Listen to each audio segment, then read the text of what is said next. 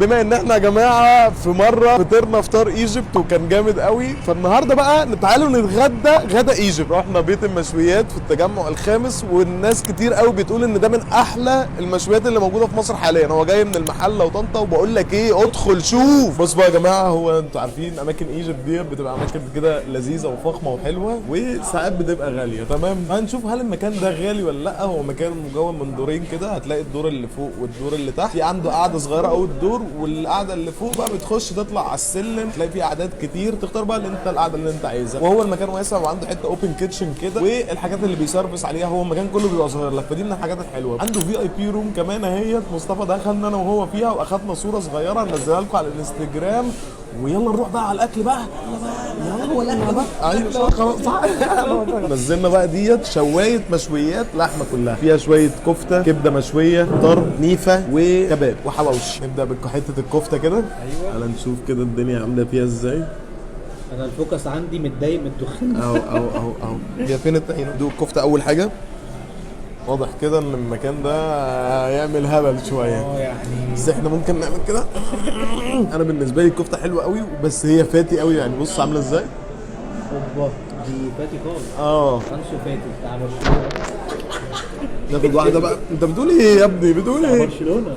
ناخد واحده بقى من الطرب ده. دهون بس، ده دهون بس يا ريس. ياخد هي الطحينه ازاي لونها عامل كده عنده. الكفته حلوه وكل حاجه، بس الطرب هو اللي في حته ثانيه. لا هو كفايه منظر فعلا. هو اصلا انت الاكل اكلك قبل ما انت تاكل يعني. ديت نيفه مشويه. انت هنا الصينيه ديت عباره عن فاتس كتير قوي فشخ. غير حاجه وحيده اللي مش فاتي هي الكباب والكبده. ناخد قطمه نيفه مع العيش كده. انت اكلت كبده يا مصطفى مع الزبادي؟ قريه قوي النيفه دي. ناخد بقى واحده كبده. انت دقتها لسه واكلها؟ اوفر دوز نظافه. لا هو المكان بصراحه كله نظيف، حتى الديكوريشن مع البرزنتيشن مع الاكل مع برزنتيشن اهو. تعالى لازم تشوف عايز تنزل فين. يلا حواوشي. ايه يا عم ده؟ لا هو اسمه على المسمى مشويات عنده توب يعني. انا ادي ديت 9.5 من 10 ولا ايه؟ انت تديها 10 من 10 انت طبعا. بجد مفيش ولا غلطه. خش بقى حميد على تاني حاجه بقى. ودي اسمها الهبره. الهبره ديت عباره عن ايه؟ عباره عن شويه ورق عنب، شويه لحمه دايبه خالص يعني. بص حتى العظمه اللي في النص عامله ازاي. حته لحمه بجد انت مش متخيل. انت لو مسكها في ايدك هي عامله زي تحسها مش عارف بس جامده. بص بقى ناخد ايه؟ قطمه رز مع اللحمه كده، مع الزبيب. خد زبيب. خد زبيب مع الزبيبه فوق. ايوه، تبقى هي دي القطمه بتاعتك. ودي يا عم بجد هي اللحمه دايبه بطريقه مع الوجبه دي كلها. دي وجبه فرد. انا بحب الاماكن اللي بتبقى جايه من بره، عشان لما بيجوا في القاهره بيبقوا عارفين ان المنافسه شرسه، بيطلع بقى احسن ما عنده فعلا يعني. فبالنسبه لي ما زلنا 9.5 من 10. خش على اللي بعده. ده بقى الرز المعمر وعليه حته قشطه من فوق. احنا قلنا بس نهدي الدنيا شويه وبعد كده نرجع. بص بيعمل ايه هناك ده. كملوا انتوا. رز معمر عليه القشطه من فوق. ودي تعال نشوف طعمه حلو ولا لا. انا قلت ده حاجه اللي هقول عليها دراي شويه وبتاع. السقسه بتاعت اللبن اللي بتبقى جوه الرز، طعم القشطه مع البتاع، والرز فيه طعم اللبن مش بيبقى ناشف كده، فاهمني. تاخد بقى حته، هات لي والنبي حته من الرقبه دي. تاخد بقى الحته دي كده ايوه وتحطها هنا. ايه يا مصطفى الهبل ده؟ لا بجد يعني. ممكن رز معمر 9 من 10 عشان ما ندوش 9 ونص. تعالى بقى اوريك حاجه كده هبله. احنا واخدينها ستوريز يا جماعه. بص هتلاقوا فيديو فيه ستوريز وفيه ريل وفيه كل حاجه. هتلاقي بص ده ايه؟ ده الضلع. طب ايه؟ ده هبل يا حميد.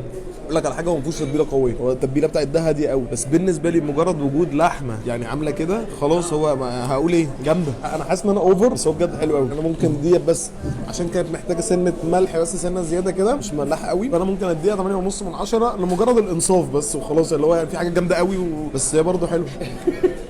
كده ما تيجي بقى نخش على قله ادب سنه كده. تاني اكتر. يلا انا متحمس.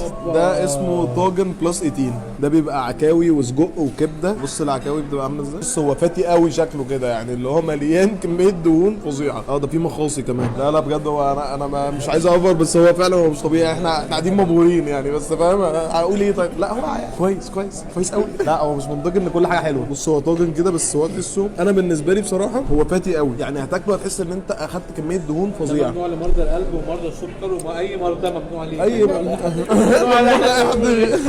ممنوع لاي حد يجي ياكل هنا من غيري اصلا.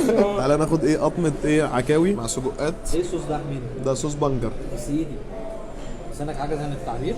كم من 10؟ بص هو اعتقد ان الموضوع قلب معايا ان انا مش بقيم، هو عمال قلب معايا ان انا بشكر في الاكل. بس بجد هو يعني معظم الاكل طعمه حلو قوي، في نفس الوقت الكواليتي نضيفه قوي. بس مثلا انا يمكن ده مش ذوقي قوي، ان انا بحب الفاتس الاوفر ديت، السمنه كتير قوي ديت. بس هل طعمه وحش؟ انا مش حاسه طعمه وحش برضه، بس لازم اقعد اصفيه كده. كرايي اديله 8 من 10، ما فيهوش غلطات، بس هو غلطته الوحيده ان هو مش ذوقي. تعالى بقى نخش على اللي بعده. ده انا الفيديو ده مش عايز اخلصه اصلا. يلا. هو الفيديو شكله ما بيخلصش ومش عايزينه يخلص اساسا.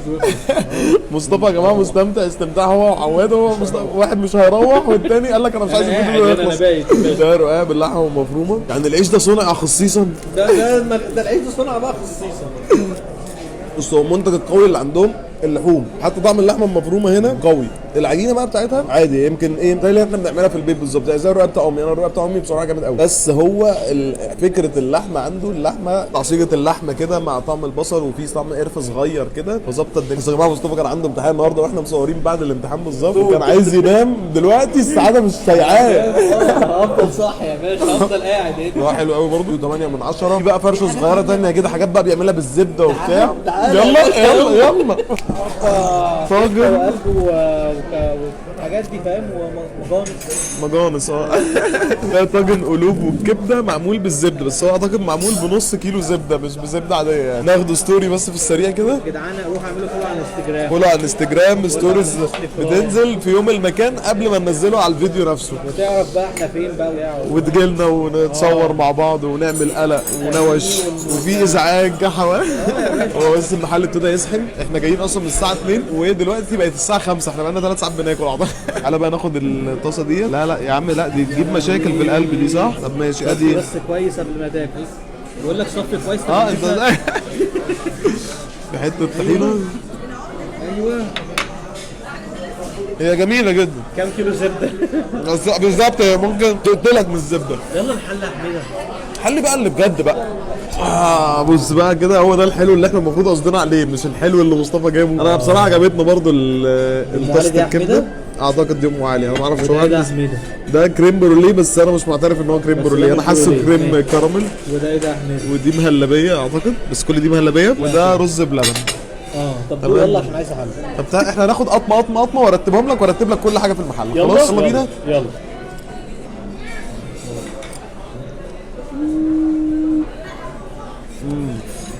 ده جامد ده.